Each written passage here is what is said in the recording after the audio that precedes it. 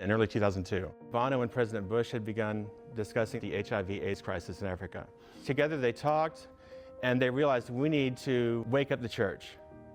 And that led through a string of events to us in Nashville being contacted and invited to help educating artists about what's going on in Africa, the crisis, and then reaching the church.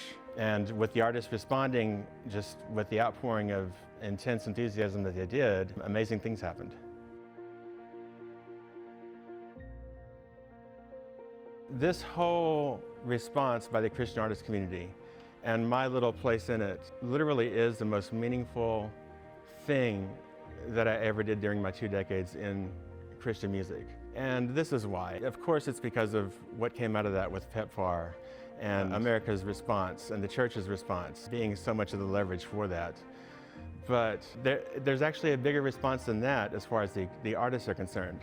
Artists were saying, yeah, there was this summit with Bono, and that sparked a fire in me, and so now I work with human trafficking. It's because of that meeting, and that was about AIDS in Africa. This is something else, but very social justice, compassion-oriented. It sparked this whole mindset for Christian activism among the artists, and it's still happening. It's a really beautiful thing, and that was 20 years ago that this started.